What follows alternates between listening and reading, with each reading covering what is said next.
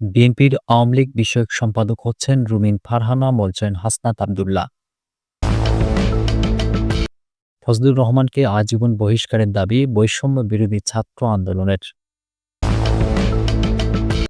ইসিতে ধাক্কাধাক্কি, রুমিন ফারহানার অনুসারীদের মহাসড়ক অবরোধ, এনসিপির বিক্ষোভ। সর্বশেষ জানাবো, আমরা চাই ৭১-এর গণহত্যার বিষয়ে পাকিস্তান মাপ চাক, বলছেন পররাষ্ট্র উপদেষ্টা। শুনছিলেন সংবাদ শিরোনাম, এবারে বিস্তারিত। বিএনপির আওয়ামী লীগ বিষয়ক সম্পাদক হচ্ছেন রুমিন ফারহানা, বলছেন হাসনাত আব্দুল্লাহ। বিএনপির আওয়ামী লীগ বিষয়ক সম্পাদক হচ্ছেন রুমিন ফারহানা বলে মন্তব্য করেছেন জাতীয় নাগরিক পার্টির মুখ্য সংগঠক হাসনাত আব্দুল্লাহ। রোববার নির্বাচন কমিশনের শুনানিতে এনসিপি নেতা আতাউল্লাহ সহ নেতাকর্মীদের মারধরের প্রতিবাদে আয়োজিত এক সংবাদ সম্মেলনে এ মন্তব্য করেন তিনি। হাসনাত আব্দুল্লাহ বলেন, বিএনপির আওয়ামী লীগ বিষয়ক সম্পাদক যারা রয়েছেন তাদের মধ্যে রুমিন ফারহানা একজন।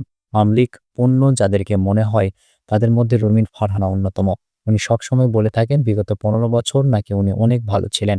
উনি অবশ্যই ভালো থাকবেন, কারণ উনি যত ধরনের আওয়ামী সুবিধা রয়েছে সব ধরনের সুবিধা নিয়েছেন। তিনি বলেন, আজকের নির্বাচন কমিশনার যে ভূমিকা রেখেছেন, আমরা সেই ভূমিকাকে সবসময় প্রশ্নবিদ্ধ করে এসেছি। আমরা পুলিশকে দেখেছি এখানে নীরব দর্শকের ভূমিকা পালন করেছে। আমরা দেখলাম পুলিশ আমাদের নেতাকর্মীদের কিভাবে কমিশনে ঢুকতে বাধা দিয়েছে।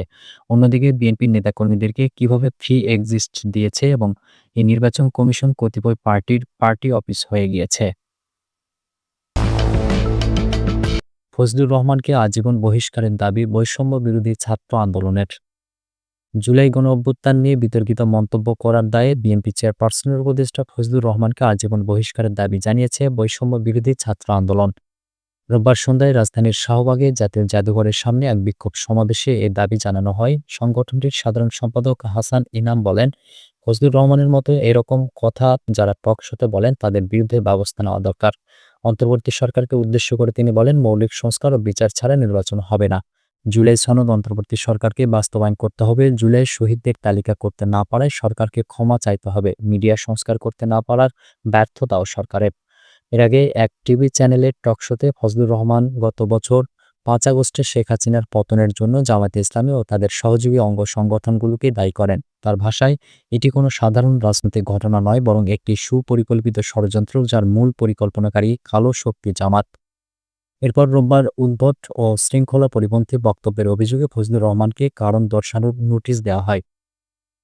নোটিশের যথাযথ কারণ দেখিয়ে আগামী ২৪ ঘন্টার মধ্যে লিখিত জবাব দেওয়ার জন্য বলা হয়েছে। শাহবাগে বৈষম্য বিরোধী ছাত্র আন্দোলনের অন্যান্য নেতারা বলেন, শোকজের জবাব দিয়ে যেন স্বপদে বহাল থাকতে না পারে ফজলুর রহমান, সেই পদক্ষেপ নিতে হবে। ২৪ ও ৭১কে মুখোমুখি করার চেষ্টা হচ্ছে দাবি করে তারা বলেন, এই চক্রান্ত ছাত্র জনতা রুখে দেবে। এ সময় ফজলুর রহমানের কুশপুত্তলিকা দাহ ও তার ছবিতে জুতা নিক্ষেপ করা হয়।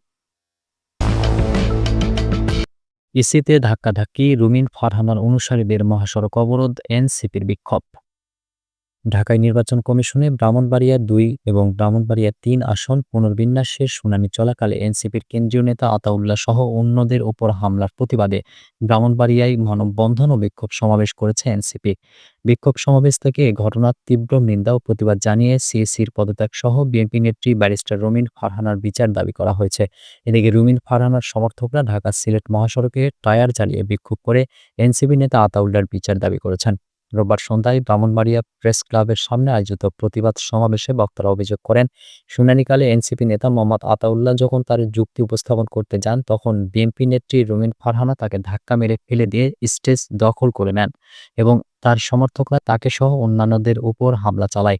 তারা এই ঘটনার তীব্র নিন্দা ও প্রতিবাদ জানিয়ে সমাবেশ থেকে তার বিচার দাবি করেন। একই সময় তারা এ বিষয়ে কোনো ব্যবস্থা না নেওয়ায় প্রধান নির্বাচন কমিশনারেরও পদত্যাগ দাবি করেছেন।